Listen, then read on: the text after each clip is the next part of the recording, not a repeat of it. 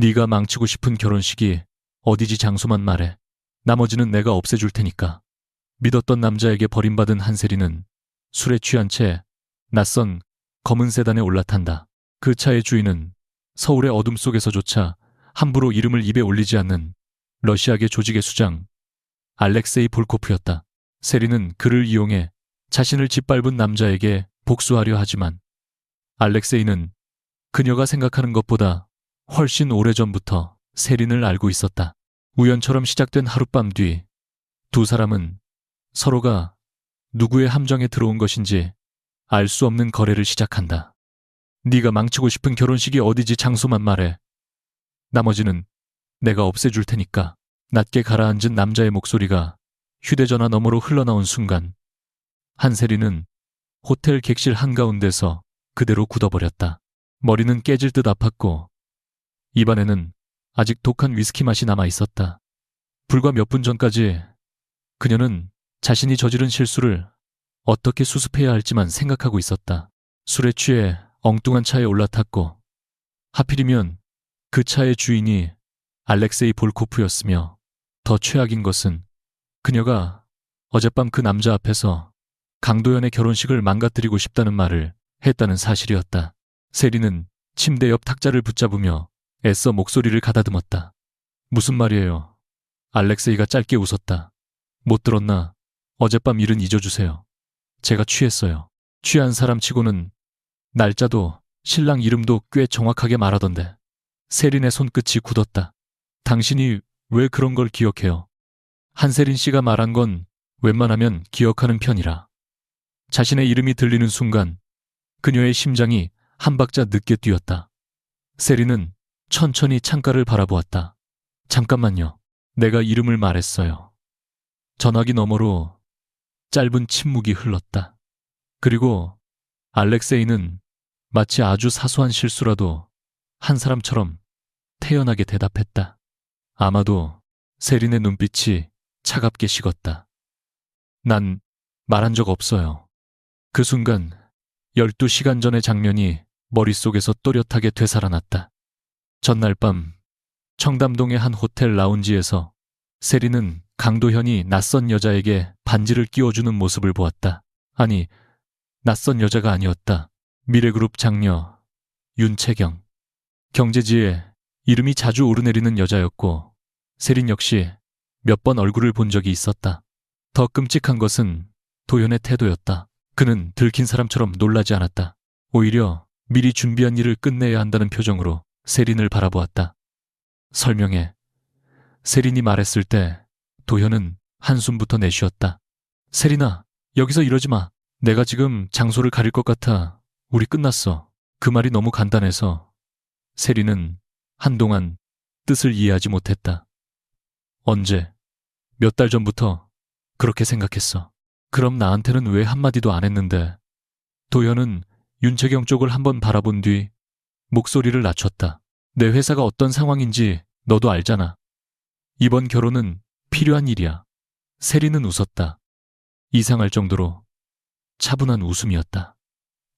그래서 사랑하던 여자를 버리고 돈 많은 집딸과 결혼한다고 사랑만으로 회사가 살아나는 건 아니야. 우리가 함께한 6년도 회사보다 값이 싸. 도현의 얼굴에 순간 미안함이 스쳤지만 곧 사라졌다. 그는 세린이 가장 듣고 싶지 않은 말을 선택했다. 너라면 이해할 줄 알았어. 내 집도 망해봤으니까. 그 한마디가 세린을 무너뜨렸다. 아버지의 회사가 무너졌던 날, 집 앞을 지키던 기자들, 연락을 끊어버린 친척들, 술 냄새를 풍기며 빈 사무실에 앉아있던 아버지의 뒷모습이 한꺼번에 떠올랐다. 강도현은 그 모든 시간을 알고 있었다. 세린이 사람들이 자신을 떠나는 순간을 얼마나 두려워하는지도 알고 있었다. 그래서 더 잔인했다. 세린이 입술을 깨물며 그 말을 지금 나한테 할 수 있어? 라고 묻자 도현은 시선을 피했다. 옆에서 윤채경이 조심스러운 목소리로 끼어들었다. 한세린 씨, 감정적인 건 이해하지만 내일 결혼식이 있어요. 기자들도 많이 오고요. 여기서 소란을 피우면 서로에게 좋을 게 없어요. 세리는 그녀를 한동안 바라보다가 다시 도현에게 시선을 돌렸다. 내일 도현은 대답하지 않았다. 그 침묵이 대답이었다. 세리는 가방끈을 움켜쥐었다. 내가 아무것도 못할 거라고 생각하지. 도현은 피곤한 얼굴로 그녀를 보았다. 제발 현실적으로 생각해. 네가 뭘 할 수 있는데. 그리고 마지막 칼을 꽂았다. 세리나, 이제 너한테는 회사도 집안도 뒤를 봐줄 사람도 없어. 그 말에 세리는 울지 않았다. 오히려 아주 천천히 고개를 끄덕였다. 그래, 그게 네가 진짜 하고 싶었던 말이구나. 그녀는 돌아섰다. 도현은 알지 못했다. 세린의 가방 안에는 이미 며칠 전부터 준비해둔 작은 메모가 들어있었다. 검은 세단의 차량 번호와 단 하나의 이름, 알렉세이 볼코프. 세린은 호텔을 나와 곧장 바에 들어갔다. 잊기 위해 마신 것이 아니었다. 잊으면 계획을 실행할 수 없었다. 그녀는 오히려 기억하기 위해 마셨다. 강도현이 자신을 바라보던 눈빛, 네가 뭘 할 수 있느냐고 묻던 목소리, 마지막 남은 자존심까지 짓밟던 표정. 첫 잔은 손이 떨리지 않게 하기 위해서였고, 두 번째 잔은 겁을 줄이기 위해서였다. 세 번째 잔을 앞에 두었을 때 휴대전화 화면에 저장해둔 메모를 다시 확인했다. 새벽 11시 40분 호텔 뒤편 전용 출입구, 검은색 세단, 운전석 옆 유리에 작은 은색 문양. 그녀가 며칠 동안 추적해 얻은 정보였다. 알렉세이 볼코프는 러시아에서 태어났지만 오랫동안 한국과 동북아를 오가며 사업을 벌인 남자였다. 공식적으로는 물류와 보안, 투자 회사를 소유한 기업인이었다. 비공식적으로는 그 이름 하나만으로 사람들이 목소리를 낮추는 인물이었다. 세리는 그에 관한 소문 중 절반도 믿지 않았다. 그러나 한 가지는 확신했다. 강도현 같은 사람조차 그 앞에서는 함부로 고개를 들 수 없을 것이다. 그녀는 잔을 비우며 자신의 비겁함을 인정했다. 직접 복수할 힘이 없으니 더 위험한 사람의 칼을 빌리려는 것이었다. 그런데 이상하게도 죄책감보다 두려움이 먼저 들었다. 만약 계획이 실패한다면 어떻게 될까? 알렉세이가 그녀의 의도를 알아차린다면. 세리는 잔을 내려놓았다. 이미 돌아갈 곳은 없었다. 누군가 자신을 버릴 때까지 기다리며 무너지는 삶을 또 반복하고 싶지 않았다. 이번만큼은 자신이 먼저 판을 뒤집을 차례였다. 밤 11시 43분 세리는 비틀거리는 척 호텔 후문으로 걸어 나왔다. 실제로 취해 있기도 했지만 정신은 놀라울 만큼 또렷했다. 비상등을 켠 검은 세단 한 대가 정확히 그녀가 조사한 자리에 서 있었다. 번호도 맞았다. 은색 문양도 있었다. 세리는 손바닥에 맺힌 식은땀을 치마에 문지른 뒤 뒷문을 열었다. 안쪽에는 한 남자가 혼자 앉아 있었다. 검은 셔츠 위에 재킷을 걸친 그는 서류를 읽고 있었다. 예상보다 젊었다. 그리고 사진으로 보았을 때보다 훨씬 위험해 보였다. 지나치게 차분한 사람, 특유의 압박감이 있었다. 세리는 일부러 눈을 가늘게 뜨며 좌석에 몸을 던졌다. 기사님 한남동이여. 운전석의 남자가 백미러를 통해 뒤를 보았지만 아무 말도 하지 않았다. 세리는 심장이 터질 듯 뛰는 것을 숨기며 안전벨트를 찾는 척했다. 옆에 남자가 천천히 서류를 접었다. 내가 기사로 보이나 한국어가 지나치게 자연스러웠다. 세리는 놀란 척 글을 올려다보았다.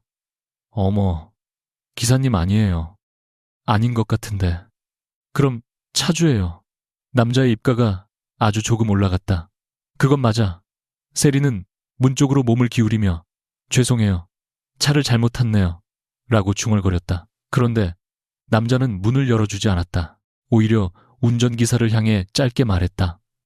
출발해. 세린의 얼굴이 굳었다. 잠깐만요. 저 내릴 건데요. 남자는 고개를 돌려 그녀를 바라보았다. 회색에 가까운 눈동자가 어둠 속에서도 서늘하게 빛났다. 잘못 탔으면 지금 나가면 되고, 목적이 있어서 탔으면 앉아 있으면 돼. 그 말에 세리는 처음으로 웃는 연기를 잊었다. 차가 움직이기 시작하자 세리는 도어 손잡이에 손을 얹었다. 잠겨 있지 않았다. 그것이 오히려 더 불길했다. 남자는 그녀를 붙잡지도 협박하지도 않았다. 마치 선택권을 전부 주고 반응을 관찰하는 사람 같았다. 세리는 애써 술 취한 표정을 되찾았다. 이왕 탔으니 조금만 데려다줘요. 택시가 안 잡혀서요. 어디까지 아무데나. 목적지가 없는 사람치고 너무 멀쩡해 보이는데. 세리는 고개를 창문에 기대며 웃었다. 오늘 남자친구가 다른 여자랑 결혼한다는 걸 알았거든요. 이 정도면 목적지 없어도 되지 않아요. 남자의 눈빛이 처음으로 조금 달라졌다. 내일 결혼하는 남자를 오늘까지 남자친구라고 부르나 6년을 만났으니까 습관이죠. 죽이고 싶어. 너무 태연한 질문에 세리는 고개를 돌렸다. 뭐라고요, 그 남자? 세리는 몇 초 동안 그를 바라보다가 헛웃음을 흘렸다. 당신 위험한 사람이네요. 나한테 먼저 올라탄 건 당신이야. 잘못 탔다니까요. 남자가 천천히 손가락으로 팔걸이를 두드렸다. 그래, 그렇게 해두지. 그 순간 세리는 설명하기 힘든 불쾌한 감각을 느꼈다. 마치 자신의 거짓말이 이미 모두 벗겨진 채 바닥에 놓여 있는데 남자가 일부러 모른 척 해주는 듯했다. 그녀는 시선을 피했다. 죽이고 싶지는 않아요. 그냥 그 인간이 가장 행복한 순간에 자기가 뭘 잃었는지 알았으면 좋겠어요. 남자는 아무 말도 하지 않았다. 그 침묵이 세린으로 하여금 한마디를 더하게 만들었다. 결혼식장 한가운데서 모든 게 무너졌으면 좋겠어요. 그 뒤로 알렉세이는 질문을 하지 않았다. 적어도 세린이 기억하는 한에서는 그랬다. 차 안에는 낮은 음악만 흐르고 있었고 그녀의 긴장이 조금씩 풀리면서 알코올이 뒤늦게 올라왔다. 정신을 놓지 않으려고 허벅지를 꼬집었지만 어느 순간 눈꺼풀이 무거워졌다. 세리는 마지막 힘으로 남자를 향해 물었다. 당신 이름이 뭐예요? 그는 잠시 대답하지 않았다. 내 이름이 필요한가? 내가 오늘 밤 낯선 남자 차에서 죽기라도 하면 경찰한테 알려줘야 하잖아요. 남자의 입가에 희미한 웃음이 번졌다. 당신은 오늘 안 죽어. 왜 그렇게 확신해요? 그는 세린을 한동안 바라보았다. 그 눈빛이 이상했다. 처음 보는 여자에게 보내는 관심이 아니었다. 오랫동안 잃어버린 물건을 다시 발견한 사람의 시선과 비슷했다. 그러나 취기가 오른 세린은 그 의미를 제대로 읽지 못했다. 남자는 재킷을 벗어 그녀의 어깨에 걸쳐주며 낮게 말했다. 내 차에 올라왔으니까. 그것이 세린이 기억하는 마지막 장면이었다. 알렉세이는 그녀가 완전히 잠든 뒤에도 한동안 움직이지 않았다. 앞좌석의 수행원이 조심스럽게 물었다. 볼코프 씨 예정대로 호텔로 모실까요? 알렉세이는 대답 대신 세린의 가방에서 삐져나온 낡은 은색 장식을 바라보았다. 작은 새 모양의 금속 장식이었다. 순간 그의 표정에서 모든 여유가 사라졌다. 그래, 잠시 뒤 그가 아주 낮게 덧붙였다. 그리고 앞으로 한세린 씨 앞에서는 이름부터 입에 올리지 마. 다시 아침. 세린은 전화기를 귀에 댄 채 창밖을 바라보고 있었다. 한남동 언덕 아래로 서울의 건물들이 펼쳐져 있었지만 그녀의 머릿속은 한 가지 질문으로 가득했다. 그는 어떻게 자신의 이름을 알고 있었을까? 알렉세이 볼코프. 세린이 처음으로 그의 이름을 정확히 불렀다. 전화기 너머에서 짧은 숨소리가 들렸다. 이제야 제대로 부르는군. 나에 대해 조사했어요. 조사해야만 알 수 있는 사람은 아니잖아. 말 돌리지 마요. 세린의 목소리가 낮아졌다.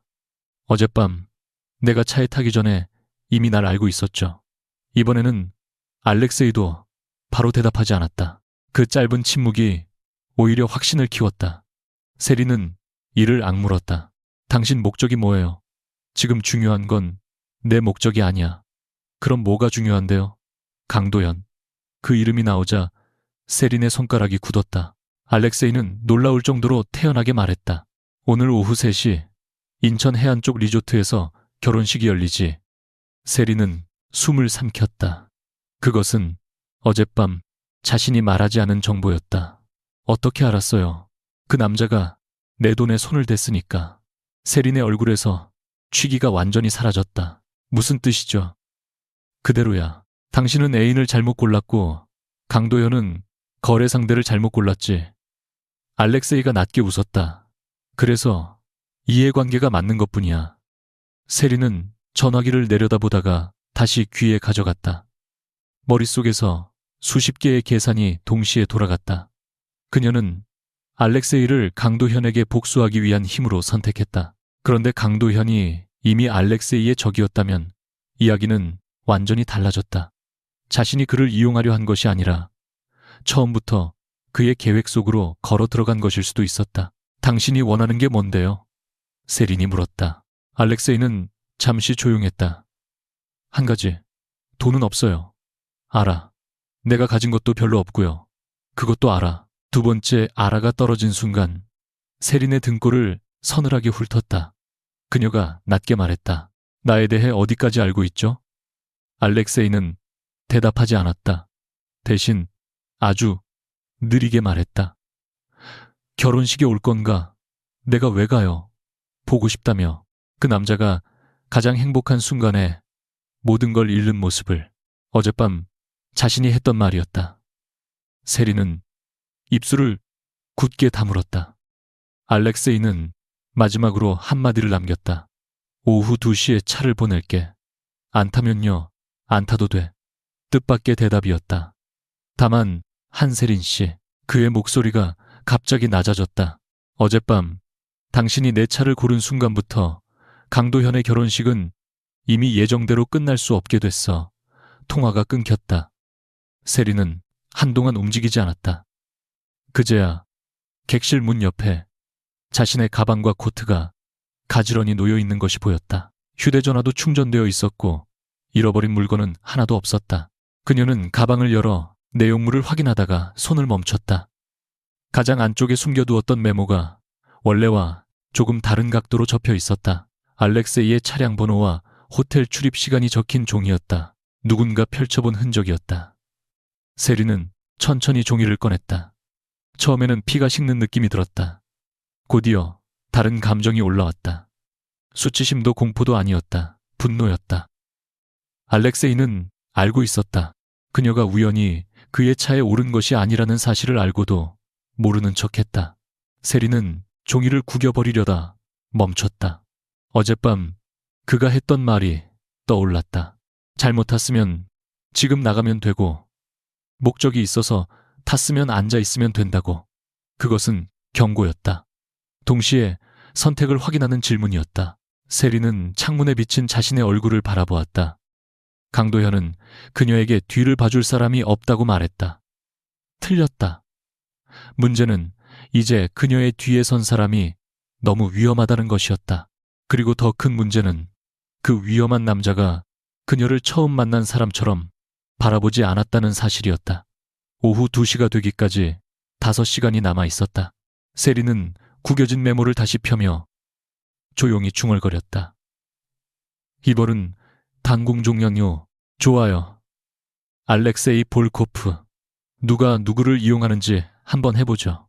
그녀는 아직 몰랐다. 같은 시각 서울 반대편의 검은 사무실에서 알렉세이가 오래된 은색 새 모양 장식을 손끝으로 만지며 똑같이 웃고 있다는 것을. 오후 1시 58분 한세리는 호텔 정문 앞에 멈춰 선 검은 세단을 내려다보며 한동안 움직이지 않았다. 어젯밤과 같은 차종이었지만 번호는 달랐고 운전석에는 처음 보는 한국인 남자가 앉아 있었다. 그는 세린이 문 밖으로 나오자 곧장 차에서 내려 뒷문을 열었다. 한세린 씨 맞으십니까? 너무 자연스럽게 이름을 부르는 탓에 세린은 오히려 웃음이 났다. 당신들 회사에서는 처음 보는 사람 이름부터 외우는 게 교육과정이에요. 남자는 대답하지 않고 고개만 숙였다. 볼코프 씨가 기다리고 계십니다. 어디서요? 도착하시면 아시게 될 겁니다. 세린은 차에 타지 않은 채 문을 붙잡았다. 내가 안 갈 수도 있다고 그 사람이 말했죠. 그렇습니다. 그런데 왜 이렇게 당연하게 문을 열어요? 남자가 잠시 머뭇거리더니 말했다. 오실 거라고 하셨습니다. nem버리, 업무카 오실 거라고 하셨습니다. 세린의 표정이 굳었다. 누가요? 볼코프 씨가요. 그 순간 세린 안에서 이상한 오기가 치솟았다. 그녀는 알렉세이가 자신의 행동을 미리 읽고 있다는 사실이 싫었다. 더 싫은 것은 그 예측대로 움직이는 자신이었다.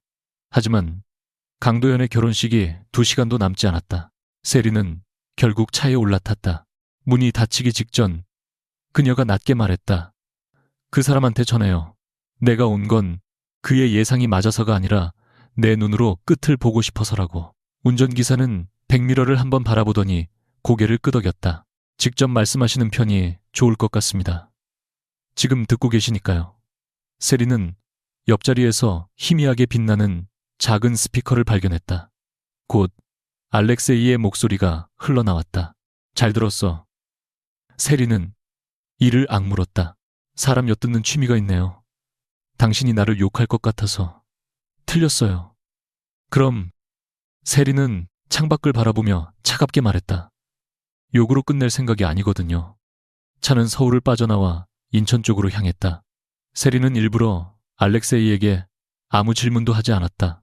그러나 휴대전화 화면에 뜨는 뉴스 알림이 그녀의 신경을 긁었다. 미래그룹 장녀 윤채경과 성진물산 상무 강도현의 비공개 결혼식. 재계 주요 인사 참석 예정. 두 집안의 전략적 결합이라는 표현까지 붙어 있었다. 사랑을 숨기느라 6년 동안 어디서 데이트했는지조차 조심했던 남자가 이제는 다른 여자와의 결혼을 기업 간 결합으로 포장해 세상에 내놓고 있었다. 세린이 기사 화면을 끄자 스피커 너머에서 알렉세이가 물었다. 후회해. 뭘 요 차에 탄 것. 세린은 잠시 침묵했다. 아직은요. 나중에는 당신이 뭘 하느냐에 달렸죠. 알렉세이가 낮게 웃었다. 틀렸어. 내가 아니라 당신이 뭘 하느냐에 달렸지. 내가 할 수 있는 게 뭔데요. 보는 것, 선택하는 것, 그리고 끝까지 책임지는 것. 세린은 미간을 좁혔다. 당신이 결혼식을 부숴놓고 책임은 나한테 돌리겠다는 뜻이에요. 결혼식 하나 때문에 이렇게까지 움직인다고 생각해 그의 목소리가 갑자기 차가워졌다. 강도현은 지난 1년 동안 내 쪽 자금을 세탁하는 중개선을 빼돌려 자기 회사에 부채를 메웠어. 그 과정에서 다른 사람 이름까지 팔았고 세린은 몸을 세웠다. 다른 사람 이름 알렉세이는 몇 초 침묵한 뒤 답했다. 지금은 몰라도 돼. 세린은 즉시 눈빛을 세웠다. 그 말 제일 싫어해요. 알아. 또 그 단어였다. 알아. 너무 많은 것을 이미 알고 있다는 듯한 말. 세린은 더 묻고 싶었지만 입을 다물었다. 오늘은 강도현의 결혼식을 보러 가는 날이었다. 알렉세이가 자신에 대해 무엇을 알고 있는지는 그 다음이었다. 적어도 그녀는 그렇게 생각하고 싶었다. 오후 2시 40분 차는 인천 해안의 고급 리조트에서 조금 떨어진 개인 헬리패드 앞에 멈췄다. 세린이 내리자 바닷바람보다 먼저 헬리콥터의 회전음이 귓가를 때렸다. 검은색 기체 옆에 서 있던 알렉세이는 평범한 검은 정장 차림이었다. 하지만 주변 사람들의 움직임은 그가 평범한 사업가가 아니라는 사실을 숨겨주지 못했다. 누구도 필요 이상으로 말을 하지 않았고 누구도 그의 앞을 가로막지 않았다. 세린은 걸어가며 물었다. 설마 이걸 타고 갈 거예요? 알렉세이는 그녀의 구두를 한번 내려다봤다. 걸어갈 생각이었나? 결혼식장에 헬리콥터로 나타나는 사람이 정상이라고 생각해요. 나를 정상이라고 생각한 적 있어. 세린은 할 말을 잃었다. 알렉세이는 조종사에게 손짓한 뒤 세린에게 헤드셋을 건넸다. 그녀가 받지 않자 직접 손에 쥐어주며 말했다. 겁나면 안 타도 돼. 세린은 차갑게 웃었다. 나 겁주려고 이러는 거면 실패해요. 당신 겁주려고 했으면 다른 방법을 썼겠지.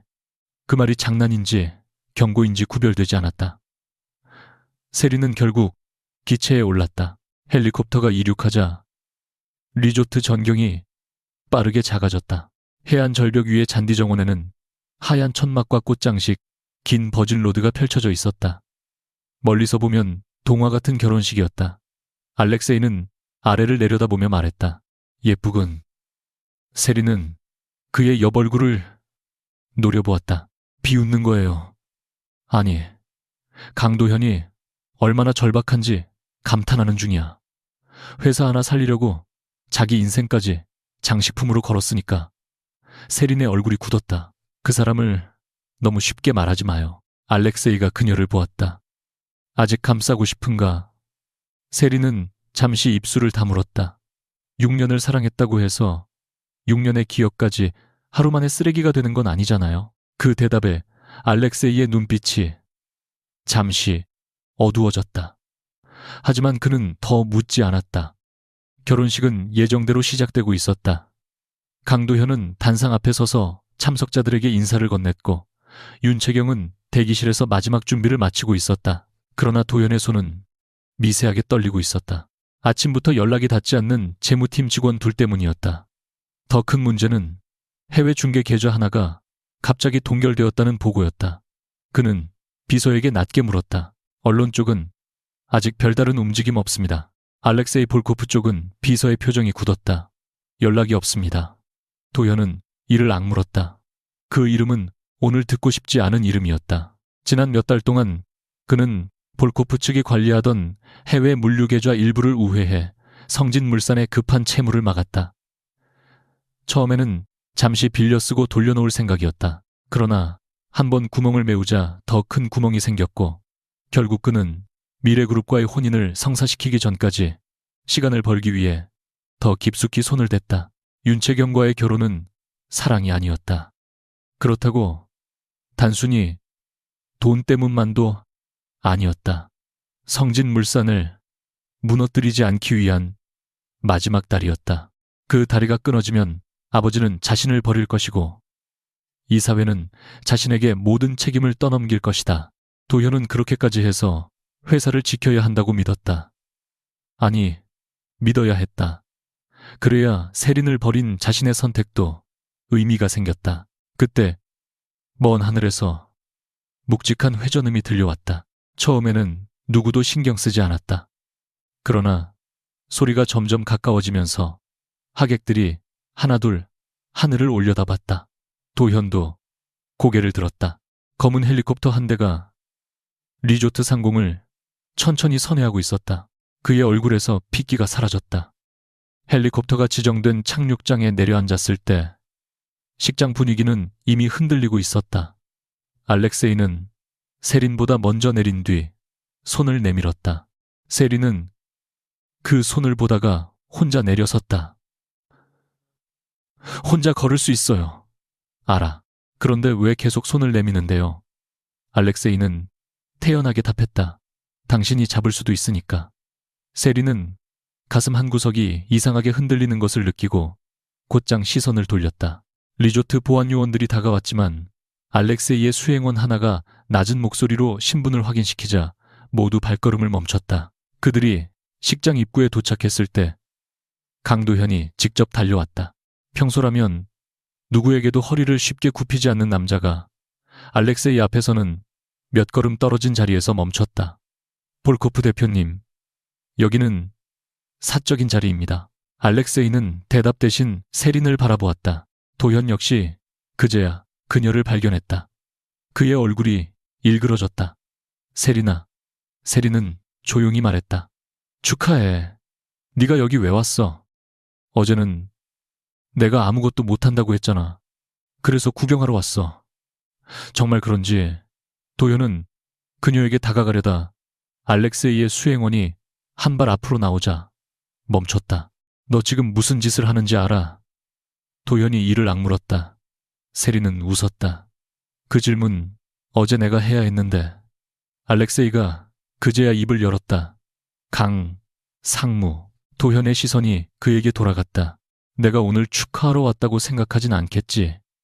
말씀하실 일이 있으면 따로 자리를 만들겠습니다. 이미 만들었어. 알렉세이가 식장 안을 바라봤다. 아주 많은 사람이 볼 수 있는 자리로. 그와 동시에 도현의 휴대전화가 울렸다. 이어 한 통, 두 통, 순식간에 수십 개의 알림이 쏟아졌다. 식장 안에서도 비슷한 소리가 연달아 터졌다. 하객들이 휴대전화를 확인하기 시작했고 미래그룹 관계자들의 얼굴이 빠르게 굳어갔다. 한 경제매체가 성진물산의 해외 자금 흐름에 대한 의혹을 보도하기 시작한 것이었다. 내용은 단순한 폭로가 아니었다. 성진물산이 최근 긴급하게 조달했다고 발표한 일부 자금이 해외 물류 중개사와 여러 회사를 거쳐 들어왔으며 그 과정에서 회계상 설명되지 않는 거래가 발견됐다는 것이었다. 세리는 알렉세이를 바라봤다. 당신이 흘렸어요. 아니, 거짓말. 기자가 이미 갖고 있던 자료야. 오늘까지 못 쓰게 막고 있던 쪽이 있었을 뿐이지. 그걸 풀었다는 거잖아요. 알렉세이는 부정하지 않았다. 식장 중앙에서는 윤채경의 아버지가 급히 비서진을 불러 모으고 있었다. 잠시 뒤 윤채경도 웨딩드레스 차림으로 모습을 드러냈다. 그녀는 도현에게 다가가 낮고 떨리는 목소리로 물었다. 저 기사 뭐예요? 도현은 급히 말했다. 오해야. 내가 설명할게. 우리 회사 이름도 나오는데. 무슨 오해예요? 채경아, 지금은 기자부터 막아야 해. 당신 회사 문제를 왜 우리 집이 막아요? 그 말이 떨어지는 순간 도현의 얼굴이 굳었다. 세리는 이상한 기분이 들었다. 어젯밤 자신에게 미래를 위해 어쩔 수 없는 선택이라고 말했던 남자가 이제는 그 미래에게조차 버림받기 직전이었다. 하지만 통쾌함은 오래가지 않았다. 세리는 문득 알렉세이가 들고 있는 얇은 검은 파일을 발견했다. 바람에 종이 한 장이 살짝 들렸고 그 아래쪽에 찍힌 숫자 조합이 눈에 들어왔다. 짧은 순간이었지만 세리는 그 번호를 알고 있었다. 12자리 숫자 중 앞 6자리가 이상할 만큼 익숙했다. 그녀는 본능적으로 알렉세이의 손목을 붙잡았다. 잠깐 알렉세이가 내려다봤다. 세리는 파일을 가리켰다. 그거 보여줘요. 안 돼. 지금까지 무엇이든 여유롭게 넘기던 남자의 대답이 처음으로 너무 빨랐다. 세린의 눈빛이 변했다.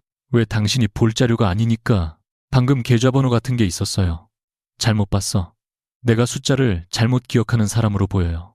그녀는 파일을 빼앗으려 했지만 알렉세이가 손을 뒤로 피했다. 그 순간 세리는 분명히 보았다. 그의 표정에 아주 짧은 경계가 스쳤다. 두려움과는 달랐다. 숨기고 싶은 것을 들킨 사람의 얼굴이었다. 세린의 머릿속에 오래된 종이 냄새가 떠올랐다. 아버지 회사가 무너지던 시절 집 책상 위에 쌓여있던 채무 조정 서류와 해외 송금 내역, 어린 세린이 의미도 모르고 바라봤던 숫자들, 그중 하나가 지금 알렉세이의 파일에 있었다. 세린은 낮게 말했다. 이 번호 어디서 난 거예요? 알렉세이는 잠시 그녀를 바라보다 파일을 수행원에게 넘겼다. 나중에 이야기하지. 또 나중이에요. 지금은 여기가 아니야. 세린은 그의 팔을 놓으며 한 걸음 뒤로 물러섰다. 결혼식이 무너지는 순간보다 그 짧은 대화가 훨씬 더 불길했다. 식장은 결국 공식적으로 중단됐다. 미래그룹 측은 기자들에게 신랑 측의 재무 문제를 확인하기 전까지 혼인 절차를 연기하겠다고 발표했다. 꽃으로 장식된 단상은 그대로였지만 음악은 멈췄고 하객들은 웅성거리며 자리를 빠져나갔다.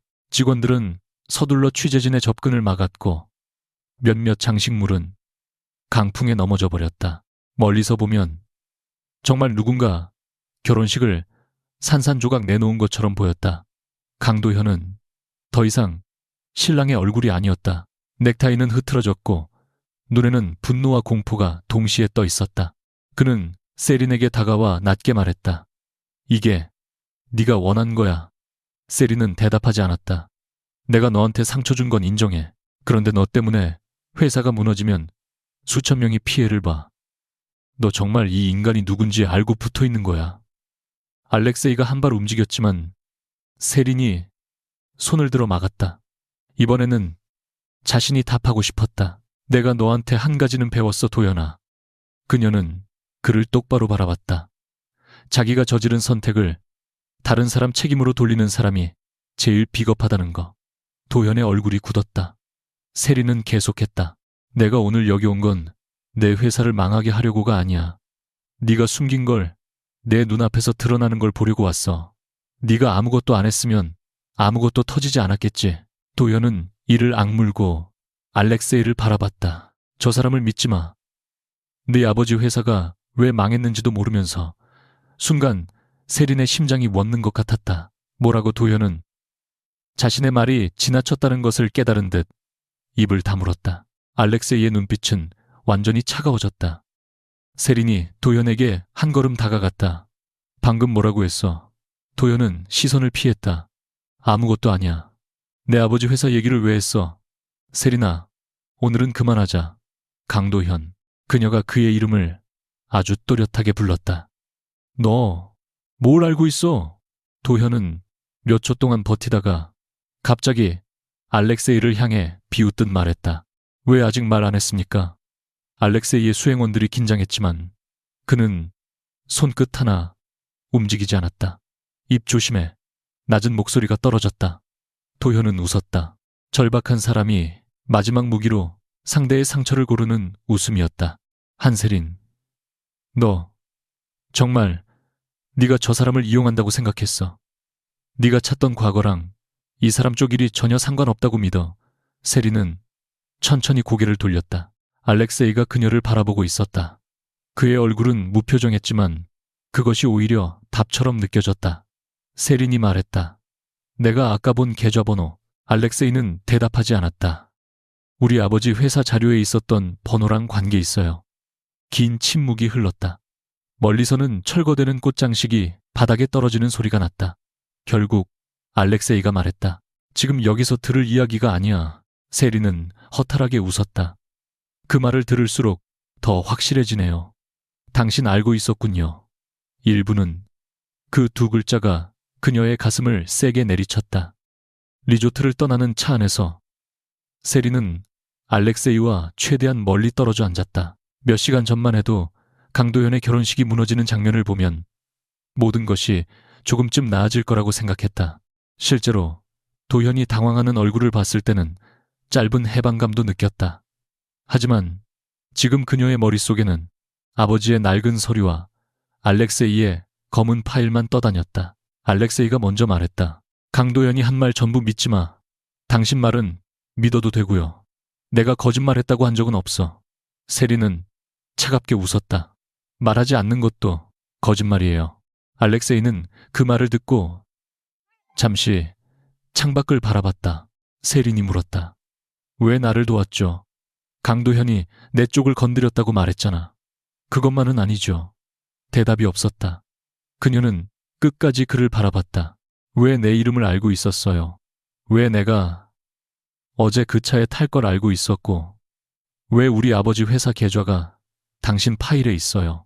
알렉세이의 턱선이 미세하게 굳었다. 그러나 세린이 기대했던 설명은 나오지 않았다. 대신 그가 낮게 말했다. 지금 당신이 알아야 할 건 하나야. 강도현은 당신이 생각하는 것보다 더 많은 걸 숨기고 있어. 그리고 당신도. 그래.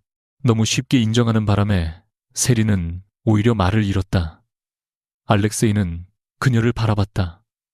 그래서 거래를 하자는 거야. 당신은 강도현이 숨긴 걸 찾고 싶고, 나는 그가 빼돌린 흐름을 찾아야 해. 함께 움직이면 둘 다 답을 얻을 수 있어. 세린은 눈을 가늘게 떴다. 그 대가는요? 알렉세이는 천천히 대답했다. 내 곁에 있어. 얼마 동안 모든 답을 찾을 때까지. 세린은 즉시 거절하려 했다. 하지만 입이 떨어지지 않았다. 그녀는 이미 알렉세이의 파일에서 아버지와 연결되는 흔적을 보았다. 지금 여기서 도망치면 또다시 누군가가 정해준 진실만 믿고 살아야 했다. 그건 더 싫었다. 조건이 있어요. 그녀가 말했다. 말해.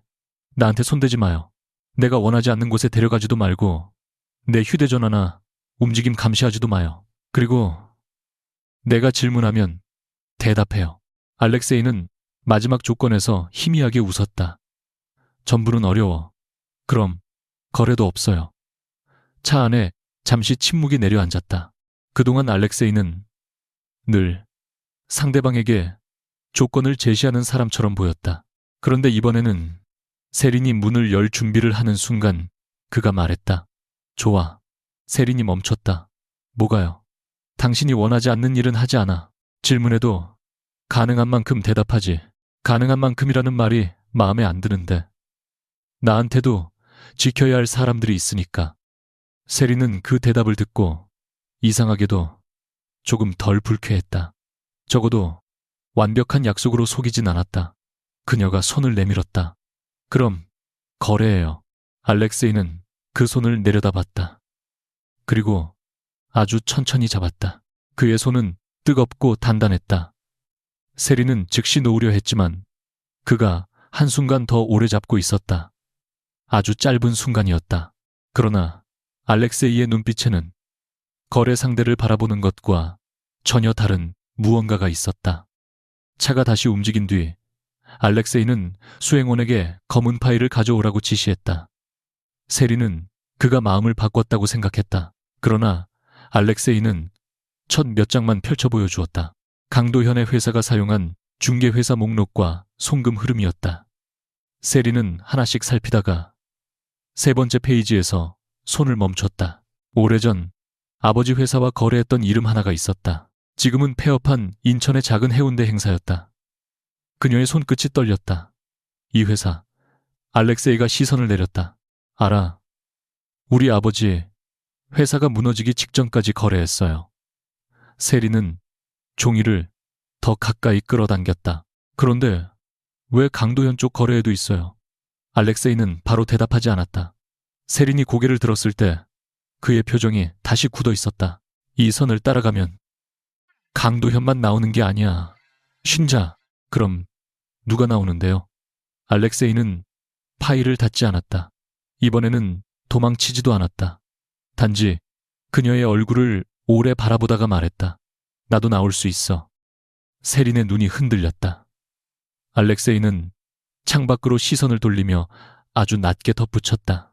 그러니까 한세린 복수만 생각하고 들어오면 안 돼. 끝까지 가면 당신이 미워해야 할 사람이 바뀔 수도 있으니까. 그 순간 세린은 자신이 망가진 결혼식보다 훨씬 위험한 문을 열었다는 것을 깨달았다.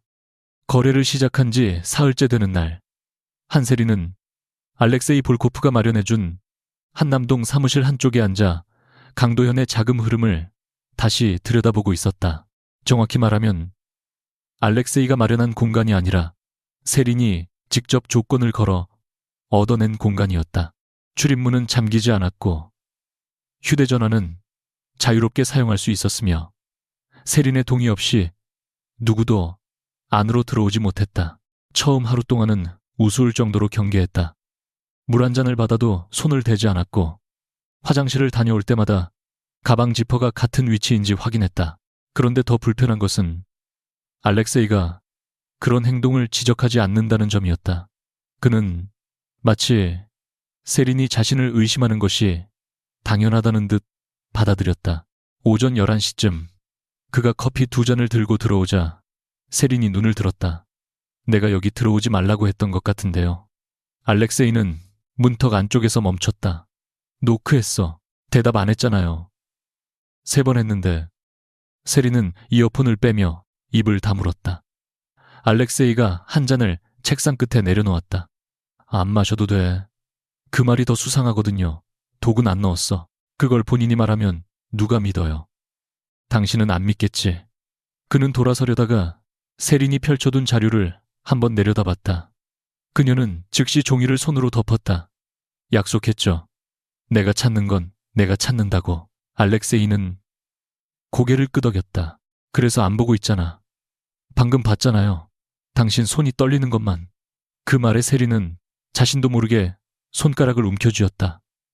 알렉세이는 더 이상 묻지 않고 나갔다. 세린은 닫힌 문을 한동안 바라보다가 결국 그가 놓고 간 커피를 마셨다. 자신의 취향대로 시럽이 전혀 들어있지 않았다.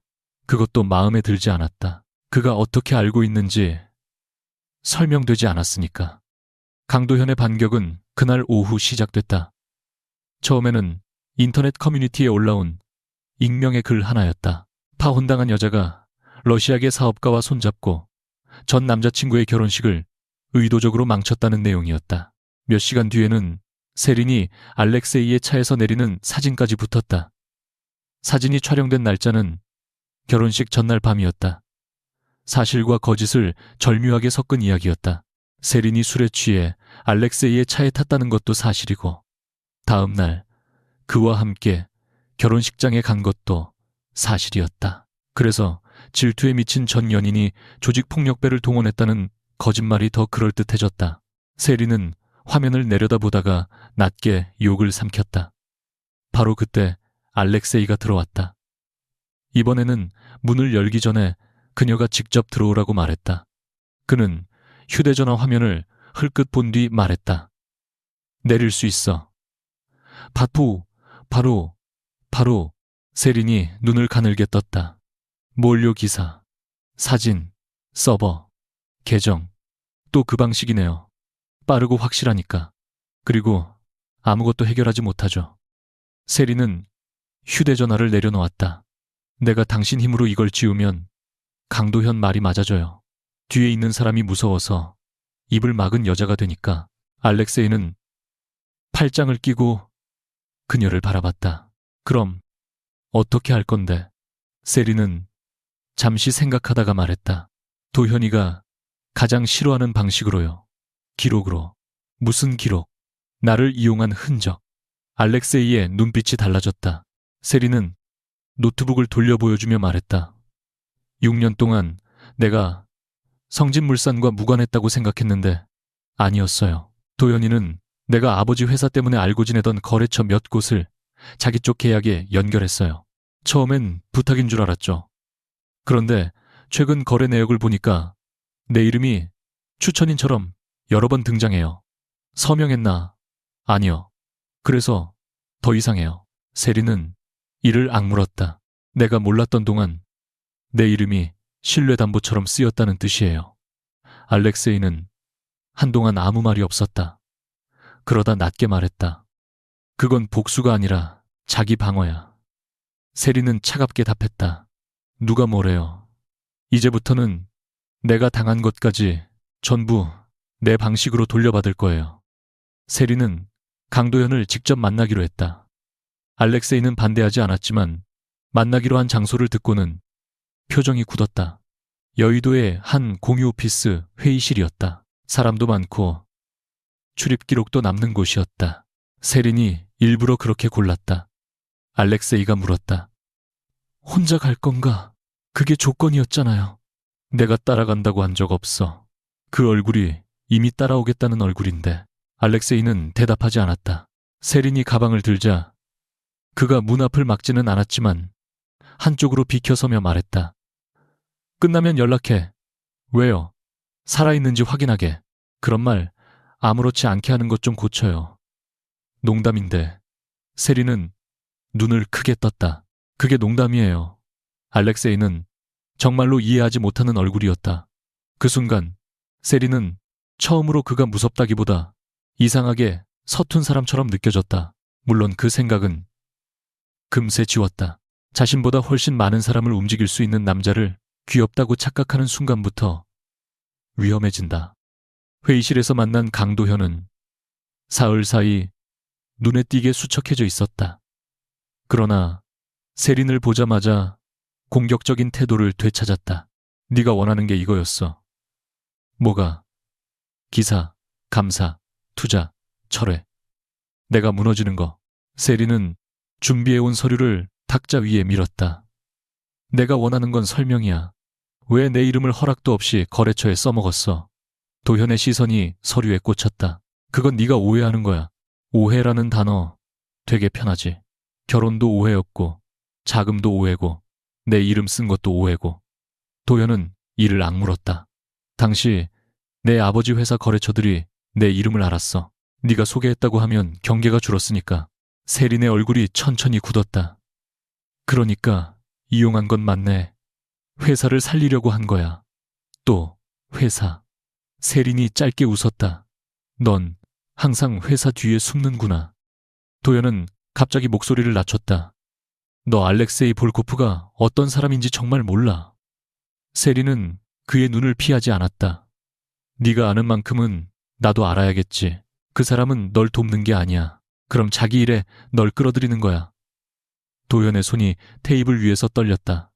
우리 쪽 자금 문제는 이미 몇 년 전부터 이어진 거래야. 나 혼자 만든 구조가 아니라고. 누구랑 도현은 입을 다물었다. 세린이 재촉했다. 볼코프 쪽. 그는 대답하지 않았다. 그 침묵이 충분한 대답처럼 느껴졌다. 세린은 다시 물었다. 우리 아버지 회사랑도 관계 있어. 도현의 눈이 흔들렸다. 그건 내가 말하면 안 돼. 왜 또 누구 회사가 무너질까봐. 네가 감당 못해. 그 말에 세린의 표정이 차갑게 식었다. 다들 그 말만 하네. 내가 감당 못한다고. 내가 모르는 게 낫다고. 결국 자기들이 편하려고 숨기면서 도현은 한동안 그녀를 바라보다가 낮게 말했다. 알렉세이는 네가 생각하는 것보다 훨씬 오래전부터 널 알고 있었어. 세린의 숨이 멈췄다. 도현은 그 반응을 보고 무언가 확신한 듯했다. 아직 그것도 말 안 했구나. 무슨 뜻이야? 직접 물어봐. 네가 왜 하필 그 차를 탔는지, 그리고 그 차가 왜 하필 그날 거기 있었는지. 세린은 자리에서 일어났다. 도현이 뒤늦게 손을 뻗었지만 그녀는 피했다. 세린아, 난 적어도 널 다치게 하려고 시작한 건 아니었어. 그녀는 문 앞에서 돌아봤다. 그게 네 문제야. 넌 항상 네 의도가 나쁘지 않았다는 걸 면죄부로 쓰잖아. 결과로 다른 사람이 망가져도. 사무실로 돌아온 세린은 곧장 알렉세이를 찾지 않았다. 오히려 2시간 동안 혼자 자료를 뒤졌다. 그의 얼굴을 먼저 보면 감정에 휘말릴 것 같았다. 도현의 말이 거짓이라면 증거가 나올 것이고, 사실이라면 더더욱 증거가 필요했다. 그녀는 알렉세이가 제공한 일정표와 자신의 조사 기록을 비교했다. 처음 차에 탔던 날, 그녀가 알아낸 알렉세이의 동선은 강남에서 서초를 거쳐 한남동으로 이동하는 일정이었다. 그런데 차량 위치 기록 중 일부에는 마지막 순간 변경 표시가 있었다. 출발 직전 이동 경로가 바뀌었고, 그 결과차는 세린이 있던 호텔 후문을 지나게 됐다. 그녀는 화면을 확대했다. 변경 시간은 밤 11시 12분. 세린이 바에서 마지막 잔을 주문한 시각보다 10여 분 뒤였다. 심장이 천천히 빨라졌다. 그때 문 밖에서 노크 소리가 났다. 들어와요. 알렉세이가 들어왔다. 그는 세린의 표정을 보자마자 무언가 알아차린 듯했다. 강도현이 무슨 말을 했지? 왜요? 당신은 화가 나면 오른손 엄지손가락을 계속 문질러. 세린은 즉시 손을 멈췄다. 이런 것까지 어떻게 알아요? 알렉세이는 잠시 침묵했다. 세린이 노트북을 돌려 그에게 화면을 보여줬다. 이날 밤 당신 동선이 바뀌었어요. 알렉세이는 화면을 보지 않았다. 그녀만 바라봤다. 세린이 물었다. 왜 바꿨어요? 일이 있었으니까. 무슨 일? 개인적인 일. 그 개인적인 일이 나였어요. 방안이 조용해졌다. 세린은 그 침묵이 무서웠다. 대답해요. 알렉세이가 낮게 말했다. 그래. 그 짧은 대답이 세린의 머릿속을 완전히 비워버렸다. 그녀는 몇 초 동안 아무 말도 하지 못했다. 알렉세이는 마치 더 이상 숨길 이유가 없다는 듯 침착했다. 세린이 먼저 웃었다. 너무 황당해서 나온 웃음이었다. 그러니까 당신이 일부러 거기 온 거예요. 당신이 나를 찾고 있다는 걸 알고 있었어. 언제부터? 며칠 전부터? 어떻게? 내 동선을 알아보는 사람이 있으면 나한테 보고가 들어와. 세린은 차갑게 말했다. 그래서 재미있었어요. 내가 당신을 이용하려고 길을 쓰는 게 재미있다고 생각한 적 없어. 그럼 왜 가만히 있었는데? 알렉세이는 한 걸음 다가왔다가 그녀의 눈빛을 보고 멈췄다. 당신이 뭘 원하는지 보고 싶었어. 그래서 차를 그 자리에 가져다 놓고 내가 올라타게 만들었다. 당신 선택이었어. 세린의 목소리가 날카로워졌다. 그 말 하지 마요. 길을 만들어 놓고 선택이었다고 말하는 건 비겁해. 알렉세이의 표정이 처음으로 굳었다. 그러나 그는 반박하지 않았다. 세린은 가슴이 답답해지는 것을 느꼈다. 자신은 그를 속이고 있다고 생각했다.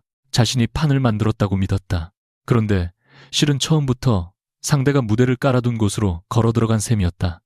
내가 술에 취한 척한 것도 알았어요. 그녀가 물었다.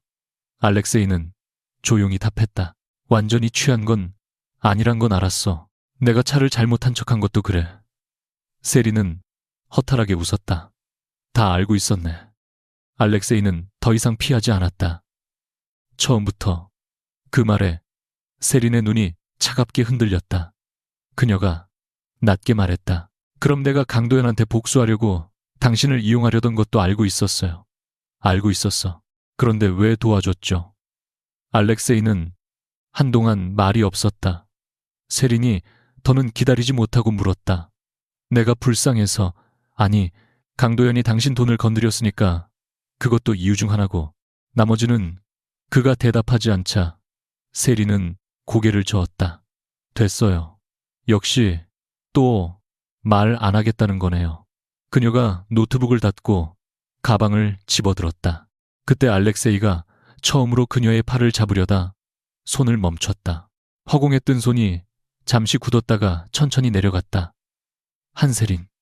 그녀는 돌아보지 않았다. 내 이름 그렇게 부르지 마요. 왜 당신 입에서 들으면 내가 모르는 과거까지 전부 아는 것 같아서 소름 끼치니까.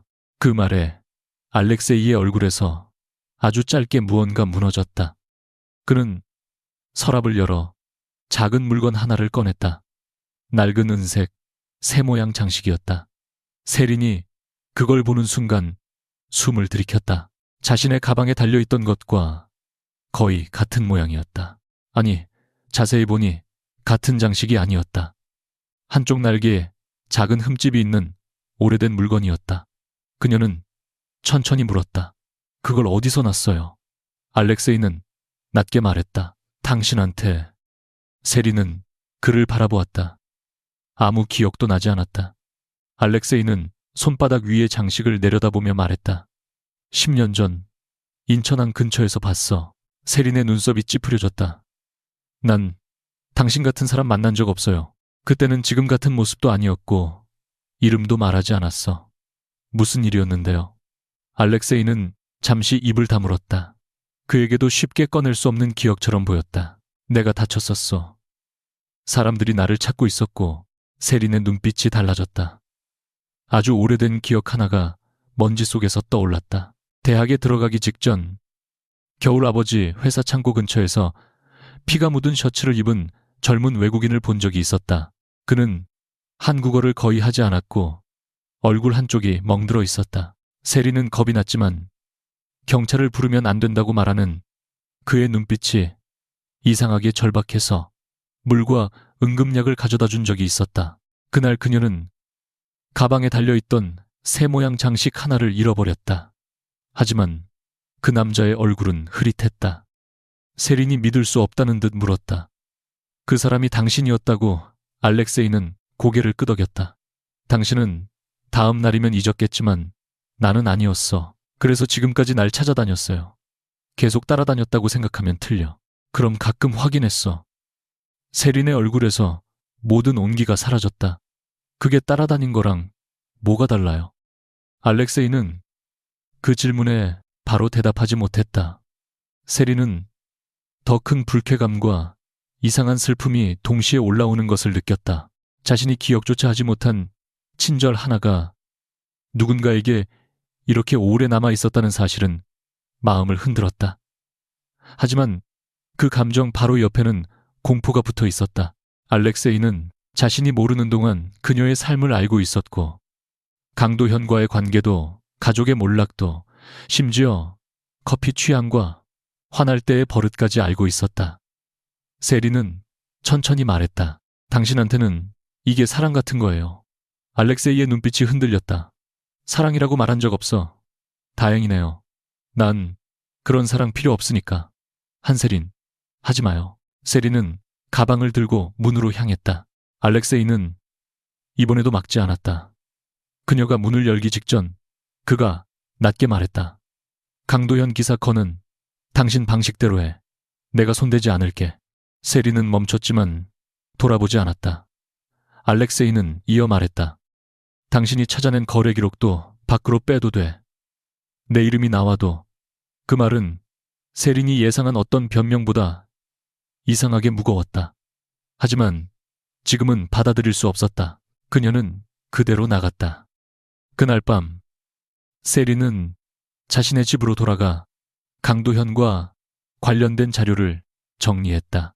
익명 폭로에 대응하기 위해 기자에게 직접 연락해 자신이 확보한 기록 일부를 넘겼고 허위 사실에는 법적 대응을 하겠다는 입장도 냈다. 알렉세이는 약속대로 아무것도 지우지 않았고 어떤 기사에도 압력을 넣지 않았다. 오히려 그 침묵이 세린을 더 혼란스럽게 했다.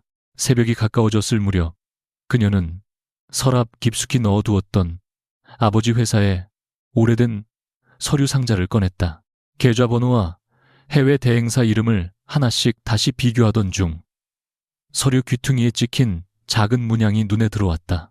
낡아서 거의 지워진 은색 새 모양이었다. 세린은 움직임을 멈췄다. 같은 문양을 어디선가 본 적이 있었다. 어젯밤 알렉세이가 손바닥 위에 올려둔 장식이 아니었다. 더 최근이었다. 그의 검은 파일, 표지 안쪽, 그리고 그의 회사 소유 차량 옆면에 아주 작게 새겨진 표식. 세린은 서류를 더 가까이 가져왔다. 그 아래에는 10년 전 해외 물류중개사의 영문 약자가 적혀 있었다. 그녀의 심장이 세게 뛰기 시작했다. 강도현의 말이 머릿속에서 되살아났다. 네가 찾던 과거와 이 사람 쪽 일이 전혀 상관없다고 믿어. 세린은 휴대전화를 집어들었다가 알렉세이에게 전화하지 않았다. 이번에는 먼저 묻지 않기로 했다. 아무도 자신에게 진실을 선별해서 주도록 두고 싶지 않았다. 그녀는 서류를 모두 펼쳐놓고 조용히 중얼거렸다. 이번에는 내가 직접 찾아낼 거야. 그리고 그 순간부터 그녀가 찾는 것은 더 이상 강도현의 배신만이 아니었다. 한세리는 밤을 꼬박 새우고도 술을 찾지 않았다. 예전 같았으면 머릿속을 잠재우기 위해 냉장고부터 열었을 것이다. 그러나 지금 그녀에게 필요한 것은 망각이 아니라 정확한 기억이었다. 거실 바닥에는 아버지 회사가 무너지기 전후의 자료가 연도별로 펼쳐져 있었다. 인천의 해운대 행사, 해외 물류중개사, 성진물산이 최근 사용한 회사, 그리고 알렉세이 볼코프가 넘겨준 거래 자료. 처음에는 아무 상관도 없어 보였던 이름들이 몇 개의 동일한 계좌와 코드 앞에서 하나로 이어지기 시작했다. 세린은 숫자를 하나씩 적어가며 자신의 기억을 확인했다. 아버지는 회사가 무너지기 직전까지 이상한 말을 반복했었다. 거래처가 하루아침에 돌아섰다. 은행이 약속했던 자금을 갑자기 거둬갔다. 누군가 회사가 숨기고 있는 문제가 있다는 소문을 퍼뜨렸다. 당시 가족은 경영 실패라고만 믿었다. 하지만 세린이 찾아낸 기록에는 일정한 순서가 있었다. 아버지 회사가 한 해외 중개사의 요구를 거절한 직후 신용선이 끊겼고 며칠 뒤 주요 거래처들이 동시에 계약을 철회했다.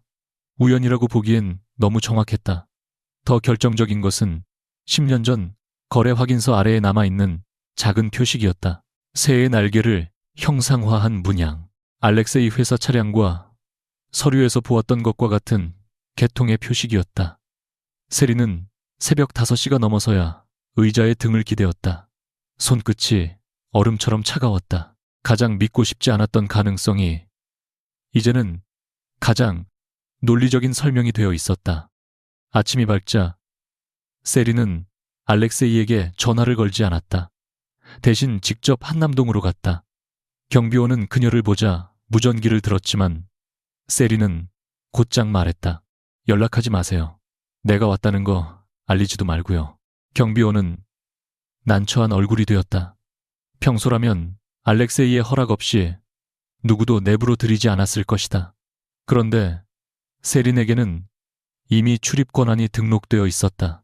그것조차 지금은 소름 끼치게 느껴졌다. 그는 자신이 다시 올 것을 확신했던 것일까? 엘리베이터가 최상층에 도착했을 때 세린은 손에 든 파일을 더욱 세게 움켜쥐었다. 알렉세이는 회의실에 있었다. 몇몇 남자들과 러시아어가 섞인 대화를 나누던 그는 문이 열리자 말을 멈췄다. 세린의 얼굴을 본 순간 다른 사람들에게 손짓했다. 사람들은 질문하지 않고 자리를 비웠다. 문이 닫히자 알렉세이가 천천히 말했다. 밤새 앉았군. 세린은 대답 대신 서류 뭉치를 테이블 위에 던졌다. 이거 알아요. 알렉세이의 시선이 종이 위로 내려갔다. 단 한 장을 본 것뿐인데 그의 눈빛이 변했다. 세린은 그 작은 변화만으로 답을 얻었다. 모른다고 해봐요. 그녀의 목소리가 떨렸다. 제발 이번 한 번만이라도 모른다고 해봐요. 알렉세이는 오래 침묵했다. 결국 입을 열었다. 알고 있어. 세린의 얼굴에서 마지막 기대가 사라졌다. 언제부터? 그 자료 자체는 몇 년 전부터. 아니, 세린이 잘라 말했다. 우리 집이 어떻게 망했는지 언제부터 알고 있었냐고요. 알렉세이는 그녀를 똑바로 바라봤다. 내가 조직을 넘겨받은 뒤에. 세린은 웃었다. 소리 없는 웃음이었다. 너무 아프면 울지도 못한다는 말을 그제야 이해했다. 조직을 넘겨받은 뒤라면 최소 몇 년 전이네요. 알렉세이는 부정하지 않았다. 그런데 나를 지켜봤다고 했죠. 가끔 확인했다고 했고. 그녀가 한 걸음 다가갔다. 내가 아버지 병원비 때문에 집을 팔았을 때도 알았어요. 우리 엄마가 친척 집을 전전하다가 결국 서울을 떠난 것도, 아버지가 끝까지 자기 탓이라고 믿었던 것도 다 알고 있었어요. 알렉세이의 턱이 굳었다. 전부는 아니었어. 그게 위로가 될 것 같아요. 아니, 그럼 말해요. 우리 아버지 회사를 무너뜨린 게 당신이에요. 이번에는 알렉세이가 곧바로 고개를 저었다. 그 명령을 내린 건 내가 아니야. 세린의 눈에 순간 희미한 안도감이 떠올랐다가 바로 사라졌다. 알렉세이는 그 표정을 보며 천천히 말을 이었다. 당시 한국 쪽 물류망을 관리하던 사람들은 내 아버지 세대의 간부들이었어. 그들은 네 아버지 회사에 특정 화물을 통과시키는 협조를 요구했어. 네 아버지가 거절했고 그 뒤 회사의 거래망을 끊어버렸지. 세린은 입술을 깨물었다.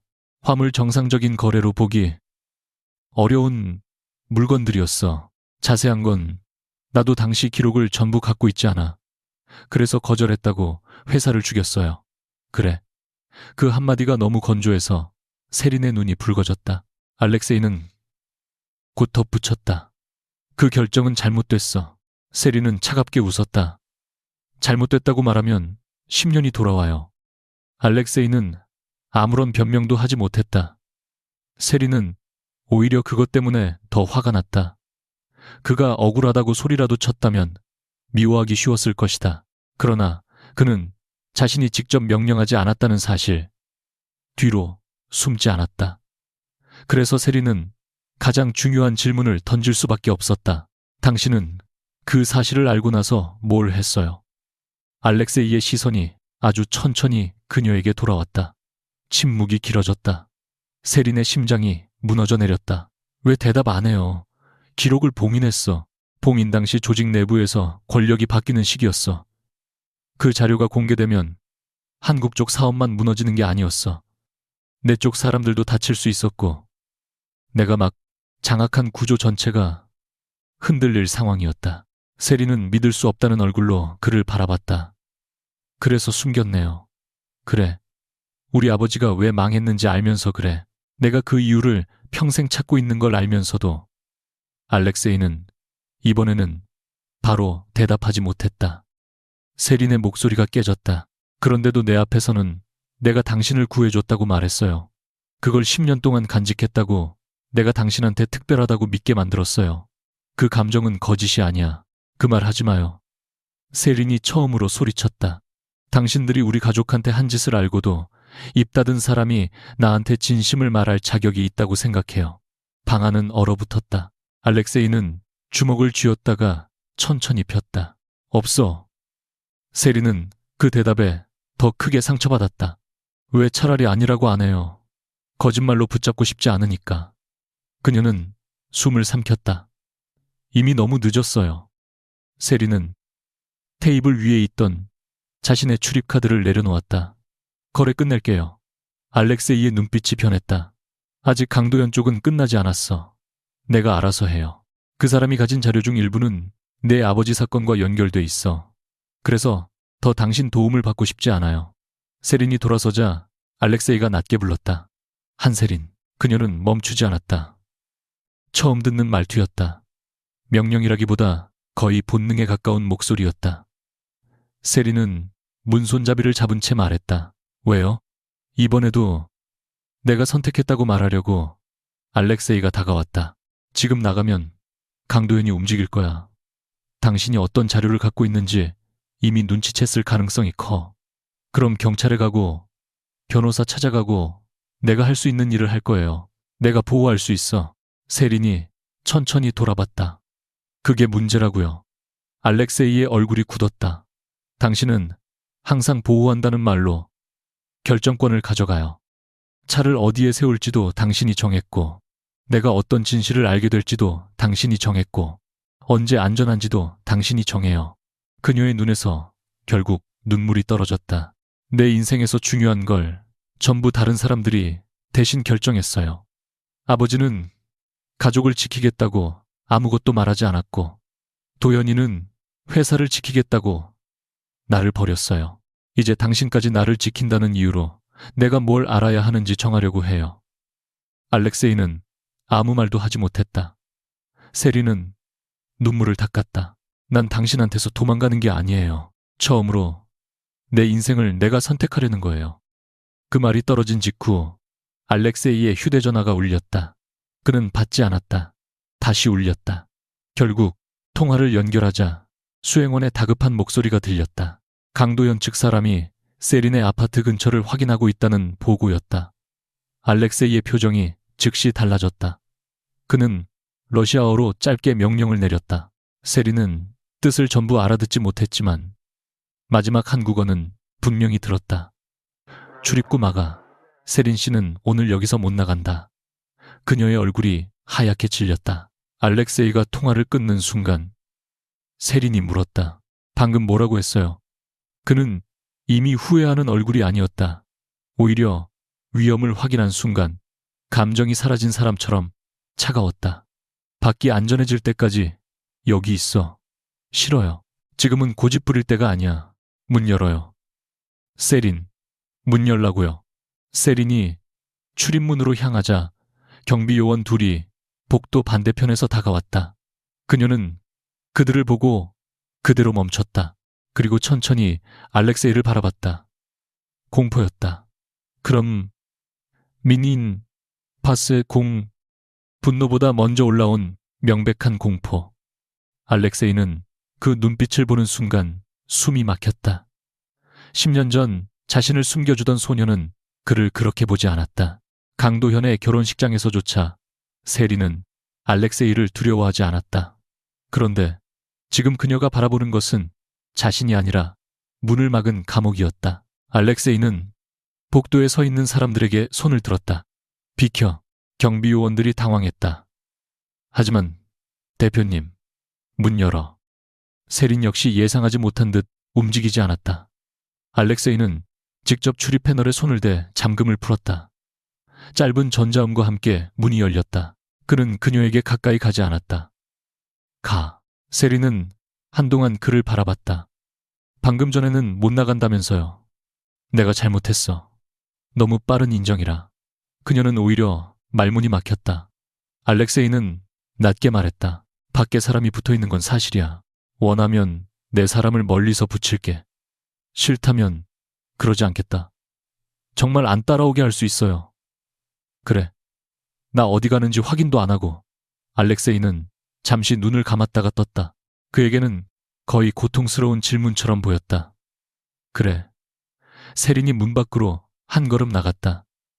그는 여전히 움직이지 않았다.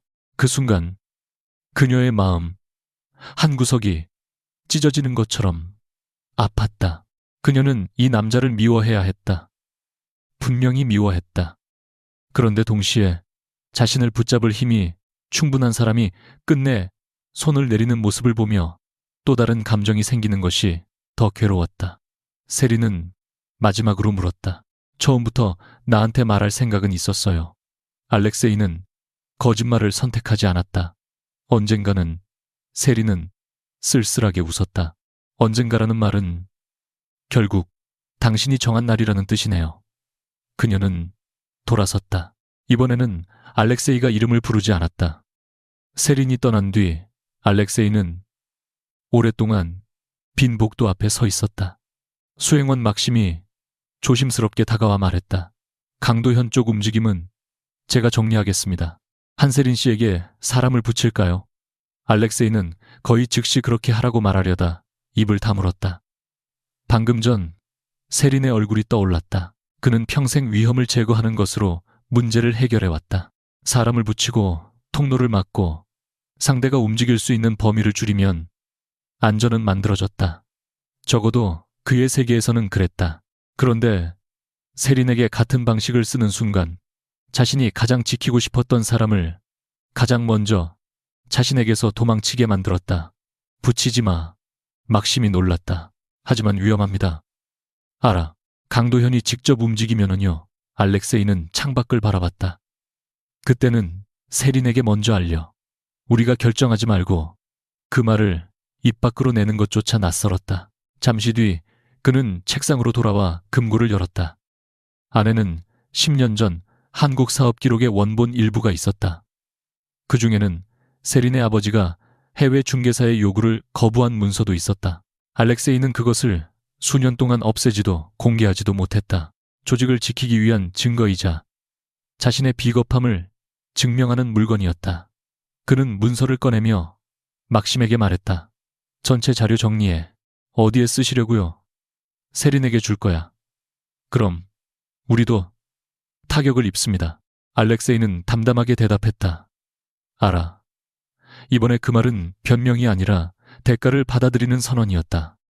세린은 그날 오후 곧장 집으로 가지 않았다. 아버지 회사가 있던 인천의 오래된 항만 근처로 향했다. 창고 건물은 이미 다른 회사 간판으로 바뀌어 있었고 세린이 어린 시절 아버지를 기다리던 작은 사무실도 사라진 지 오래였다. 그녀는 바닷바람을 맞으며 한참 서 있었다. 이상하게도 술 생각은 나지 않았다. 월요투 시프공가 대신 처음으로 아버지가 왜 그토록 침묵했는지 궁금했다. 가족을 지키기 위해서였을까? 아니면 자신의 선택이 가족을 무너뜨렸다는 죄책감 때문이었을까? 휴대전화가 울렸다. 강도현에게서 온 메시지였다. 자신에게 모든 진실을 알려주겠다며 만나자는 내용이었다. 예전의 세린이라면 당장 갔을 것이다. 진실을 잃을까 두려워 상대가 정한 장소와 시간에 따라갔을 것이다. 하지만 그녀는 메시지를 한동안 읽은 뒤 답장을 보냈다. 자료가 있다면 변호사를 통해 보내. 단둘이 만나지는 않겠어. 전송 버튼을 누른 뒤 세린은 자신도 모르게 긴 숨을 내쉬었다. 도망가지 않는다는 것은 아무 곳으로나 뛰어드는 것과 다르다는 사실을 이제야 배워가고 있었다. 바로 그때 새로운 메일 하나가 도착했다. 발신자는 알렉세이의 회사 법무팀이었다. 제목은 짧았다. 10년 전 인천 거래 관련 원본 자료 제공. 세린은 손가락을 멈췄다. 메일에는 변명도 만나달라는 부탁도 없었다. 알렉세이의 짧은 문장 하나만 첨부되어 있었다. 네가 알아야 했던 걸 내가 너무 오래 가지고 있었다. 이제 결정은 네가 해. 세린은 천천히 파일을 열었다. 자료 안에는 아버지가 문제의 화물 운송을 거부했다는 확인서와 그 뒤 거래선을 압박하라는 당시 조직 간부들의 지시가 있었다. 그리고 몇 년 뒤 알렉세이가 조직을 넘겨받은 후 작성된 내부 검토 기록도 있었다. 그 기록 마지막 장에는 그의 서명이 있었다. 사건을 공개하지 않고 비공개 보관한다는 승인. 세린의 눈에 다시 눈물이 차올랐다. 이제는 누구의 해석도 필요하지 않았다. 알렉세이는 아버지 회사를 무너뜨린 명령을 내린 사람이 아니었다. 하지만 진실을 발견한 뒤 자신과 조직을 지키기 위해 침묵을 선택한 사람이었다. 그가 죄가 없다고 말할 수도 없고 모든 죄가 그의 것이라고 말할 수도 없었다. 바로 그 모호함이 가장 잔인했다. 세린은 화면을 내려다보다 오래전 자신이 상처 입은 낯선 청년에게 건네주었던 물병을 떠올렸다. 그때의 친절은 거짓이 아니었다. 알렉세이가 그것을 10년 동안 기억한 것도 거짓은 아니었다. 하지만 사랑이 진실이라고 해서 잘못까지 사라지는 것은 아니었다. 그녀는 노트북을 닫고 바다를 바라봤다. 이제 복수의 대상이 바뀐 것이 아니었다. 더 어려운 일이 시작된 것이다. 누구를 미워할지 정하는 대신 누구에게 어떤 책임을 물을지 스스로 결정해야 했다. 그리고 처음으로 세리는 알렉세이 없이도 그 결정을 내릴 수 있다는 것을 알고 있었다. 한세린이 알렉세이 볼코프에게 받은 원본 자료를 변호사에게 넘긴 것은 그날 저녁이었다. 아버지 회사가 무너진 과정 당시 해외 중개망이 거래처와 금융기관에 압력을 넣었던 기록, 그리고 몇 년 뒤 알렉세이가 그 사실을 확인하고도 공개하지 않기로 승인한 문서까지 하나도 빼지 않았다. 변호사는 서류를 오래 들여다본 뒤 조심스럽게 말했다. 이걸 전부 제출하면 볼코프 쪽도 상당한 타격을 받을 겁니다. 세리는 창밖을 바라보다가 고개를 끄덕였다. 알아요. 강도현 씨와 관련된 자료만 선별하면 훨씬 단순하게 갈 수도 있습니다. 그러면 나도 똑같아져요. 변호사가 그녀를 바라봤다. 세리는 차분하게 말을 이었다. 도현이는 회사를 지킨다는 이유로 자기한테 불리한 사실을 숨겼어요. 알렉세이도 사람을 지킨다는 이유로 진실을 묻었고요. 내가 나한테 유리한 부분만 꺼내면 결국 같은 선택을 하는 거예요. 그녀는 잠시 숨을 고른 뒤 말했다.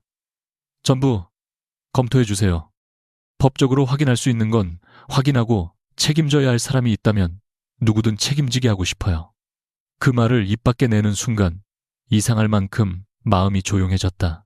예전의 세리는 누군가 자신을 버릴 때마다 그보다 먼저 사라지고 싶었다. 이번에는 달랐다. 도망치지 않고 자리에 남아 자신에게도 불리할 수 있는 진실까지 끝까지 바라보기로 했다. 그것이 강도현에게 하는 마지막 복수이자 자신의 과거에서 벗어나는 첫 번째 일이었다. 강도현은 예상보다 빨리 움직였다. 미래그룹과의 혼인이 사실상 무산되고 성진물산 이사회가 긴급 감사에 들어가자 그는 모든 책임을 외부 중개사에 돌리는 자료를 준비했다. 자신은 회사 재무팀의 보고를 믿었을 뿐이며 해외 자금의 실제 출처를 몰랐다는 논리였다. 더 나아가 알렉세이가 조직적 압박을 위해 세린을 이용했다는 이야기를 언론에 흘렸다. 세린은 그 보도를 사무실에서 읽었다. 며칠 전이었다면 손부터 떨렸을 것이다. 그러나 이번에는 기사를 끝까지 읽은 뒤 휴대전화를 내려놓았다. 바로 그때 강도현에게 전화가 왔다. 한참 울리게 두었다가 받자 그의 목소리는 예전보다 낮고 거칠었다. 너 정말 여기까지 할 거야? 세린이 되물었다. 어디까지? 알렉세이 자료까지 다 넘겼다며. 누가 말해줬어? 그게 중요해. 도현은 숨을 거칠게 내쉬었다. 세린아, 잘 생각해. 저 사람까지 무너지면 네가 안전할 것 같아. 넌 지금 내 편까지 없애고 있는 거야. 세린은 잠시 침묵했다가 웃었다. 아직도 모르네. 뭘? 난 이제 편을 고르는 게 아니야. 사실을 고르는 거야. 도현이 목소리를 높였다. 세상은 그렇게 단순하지 않아. 알아. 그래서 네가 한 짓도 단순하게 악이라고만 생각하지 않아. 세린의 목소리는 오히려 부드러웠다. 넌 회사를 살리고 싶었겠지. 아버지한테 인정받고 싶었을 거고. 실패하면 모든 걸 잃을까 무서웠겠지. 그런데 그 두려움 때문에 다른 사람 이름을 쓰고 돈을 숨기고 나를 버리고 계속 다른 사람 탓을 했어. 그건 네가 선택한 거야.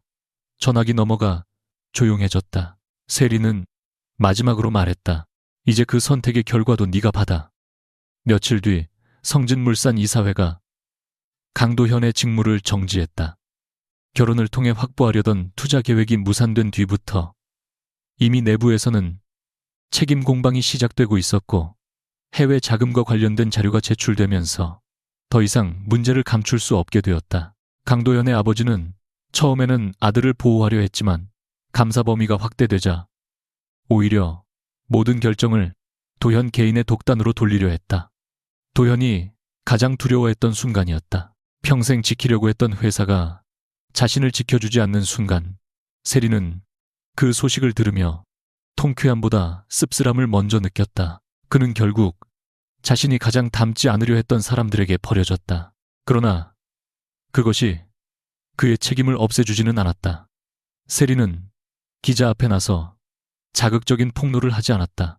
대신 자신의 이름이 동의 없이 일부 거래 관계를 만드는 데 사용되었다는 사실과 이에 대해 필요한 절차를 밟고 있다는 짧은 입장만 밝혔다. 기자가 볼코프 대표와는 어떤 관계입니까? 라고 묻자 그녀는 잠시 멈췄다. 예전 같았으면 그 이름을 방패로 쓰고 싶은 충동이 들었을지도 몰랐다. 하지만 세리는 담담하게 말했다.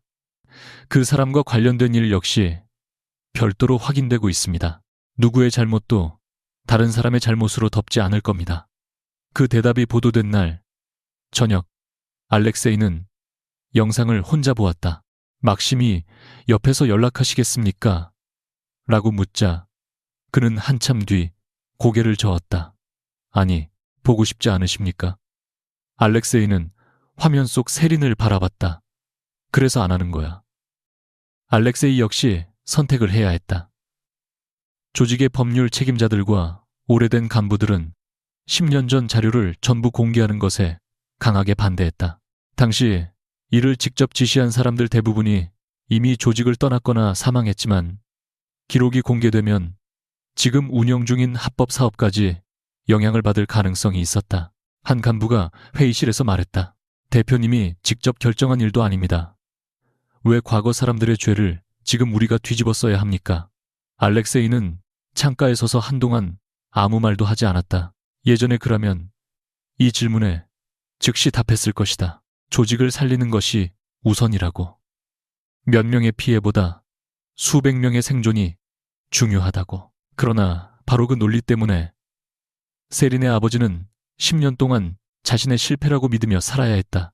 알렉세이가 천천히 돌아섰다. 내가 직접 시작하지 않은 일이라고 해서 알고도 덮은 내 결정까지 없어지는 건 아니야.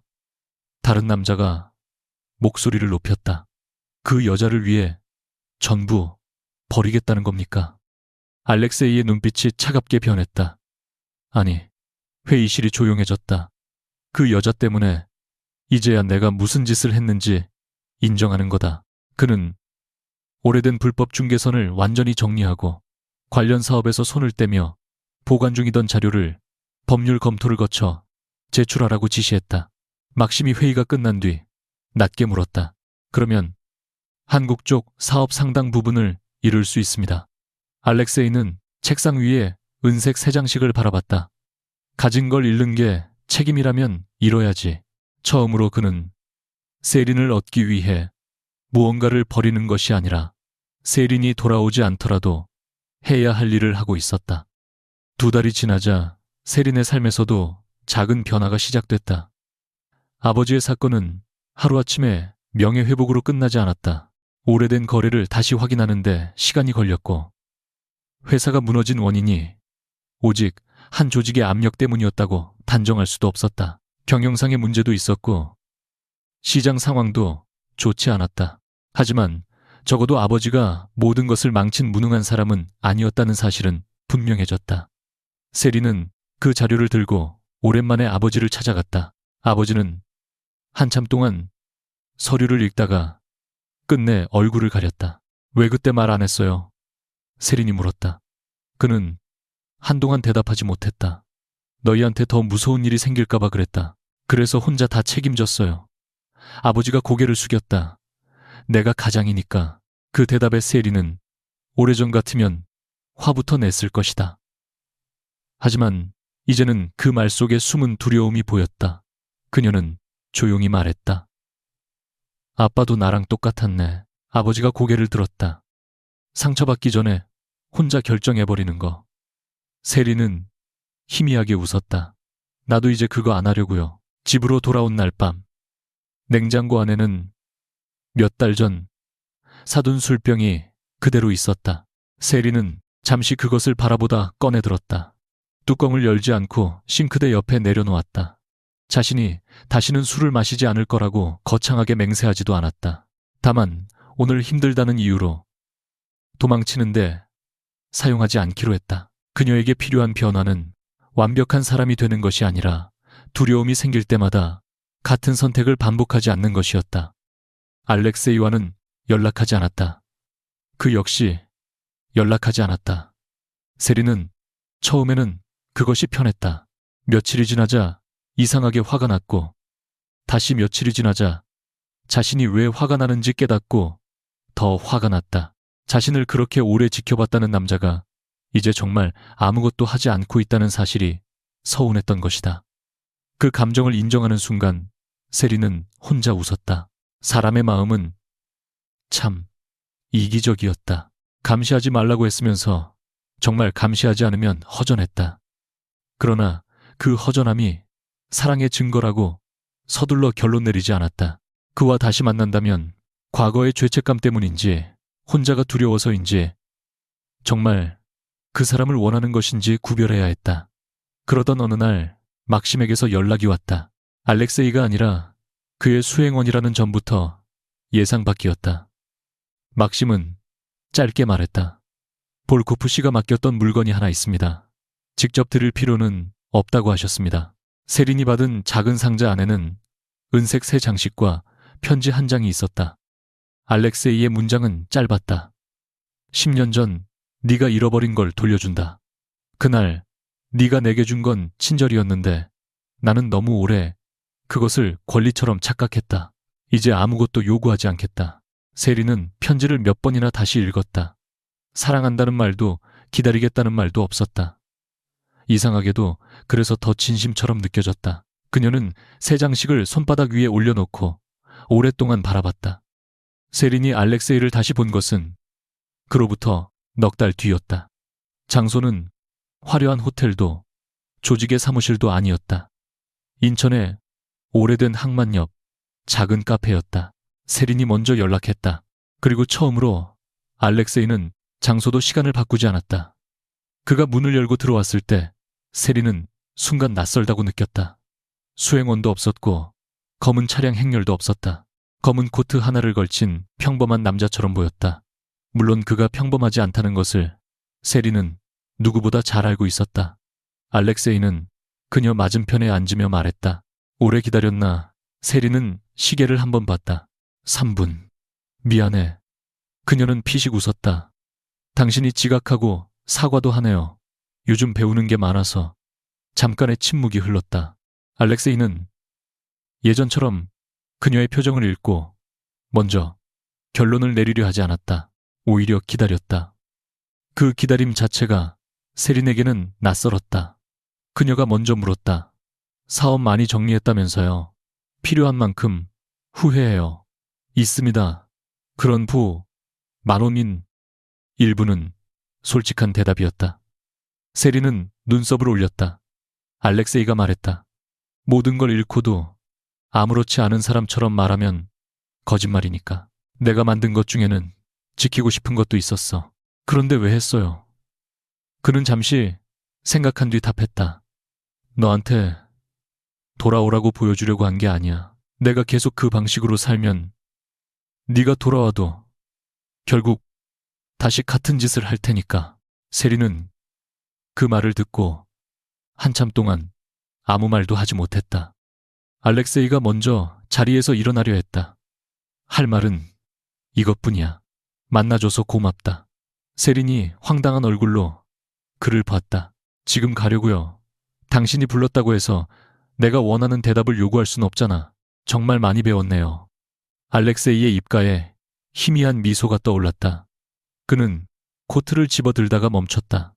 그리고 세린을 바라보며 아주 조심스럽게 물었다. 이번에는 내가 네 옆에 있어도 될까? 세린의 심장이 천천히 빨라졌다. 예전에 알렉세이라면 질문하지 않았을 것이다. 차를 보내고 문을 열고 자신의 옆자리가 당연히 그녀의 자리라고 말했을 것이다. 지금 그는 대답을 기다리고 있었다. 거절당할 수 있다는 사실까지 받아들인 사람의 얼굴로. 세린은 곧바로 대답하지 않았다. 일부러 그를 기다리게 하려는 것이 아니었다. 자신의 마음을 확인하고 싶었다. 그가 자신을 구해줬기 때문이 아니었다.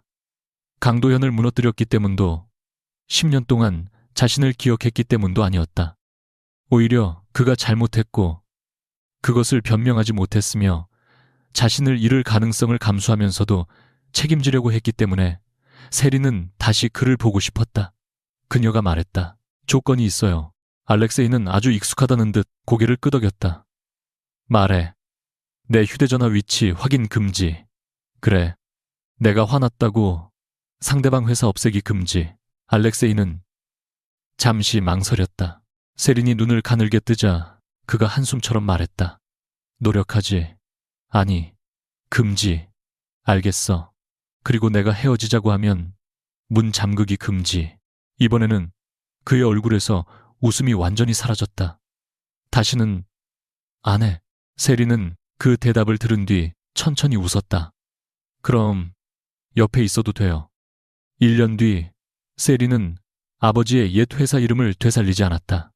대신 무너진 기업과 거래 분쟁을 겪은 중소업체의 기록을 분석하고 지원하는 작은 컨설팅 회사를 시작했다. 자신의 가족이 몰랐던 것을 다른 사람들이 너무 늦기 전에 알 수 있게 만드는 일이었다. 알렉세이는 투자하겠다고 3번 말했고 세리는 3번 거절했다. 4번째에는 투자 이야기를 꺼내지 않고 커피만 가져왔다. 그날 저녁 두 사람은 인천항 근처를 걸었다. 세린의 가방에는 오래된 은색 새 장식이 다시 달려 있었다. 알렉세이가 그것을 바라보다 말했다. 이번에는 잃어버리지 마. 세린이 웃었다. 잃어버리면요.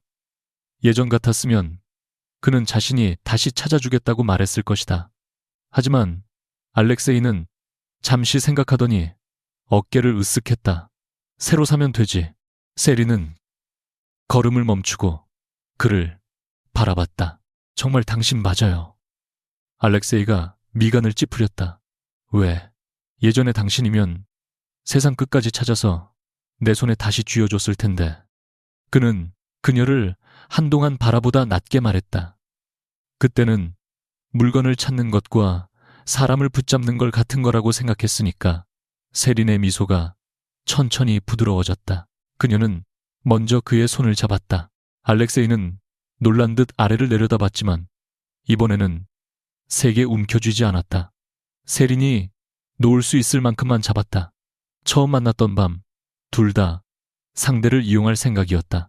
세린은 그를 복수의 칼로 삼으려 했고 알렉세이는 그녀를 자신의 곁에 남겨둘 기회로 생각했다. 그러나 끝내 두 사람이 얻은 것은 승리도 소유도 아니었다. 떠날 수 있는데도 남는 선택이었다. 세린은 바다 쪽으로 다시 걸으며 말했다. 알렉세이, 오늘은 차 제대로 타요. 그가 희미하게 웃었다. 이번에도 잘못하면 세린은 그의 손을 당기며 대답했다. 알렉세이는 웃음을 터뜨렸다. 그리고 더 이상 그녀가 떠날 가능성을 두려움으로만 받아들이지 않았다.